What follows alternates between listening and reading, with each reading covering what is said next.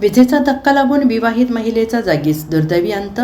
माहेरच्यांकडून मृत्यूबाबत संशय. शिक्षक पतीनं घातपात करून संपवलं. गुन्हा दाखल.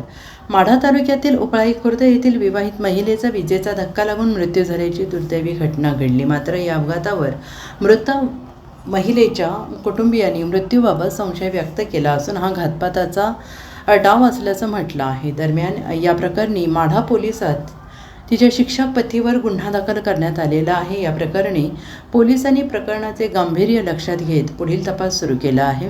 माढा तालुक्यातील उपळाई खुर्द येथे भाग्यश्री रवींद्र क्षीरसागर असे मृत्यू झालेल्या विवाहित महिलेचं नाव आहे. या प्रकरणी तिच्या भावाने माढा पोलीस ठाण्यात शिक्षक पती रवींद्र क्षीरसागर विरोधात तक्रार दिली आहे. भाग्यश्री यांचे 2011 रवींद्र क्षीरसागर यांच्यासोबत लग्न झाले. लग्नानंतर पतीकडून दारूच्या नशेत मारहाण, शिवीगाळ तसेच माहेरहून पैसे 2 लाख रुपये आणण्याची मागणी करत मानसिक आणि शारीरिक छळ केला जात होता. याशिवाय चारित्र्यावर संशय घेऊनही वारंवार त्रास दिला जात असल्याचा आरोप करण्यात आलेला आहे. Bureau report SBN Marathi, Madha.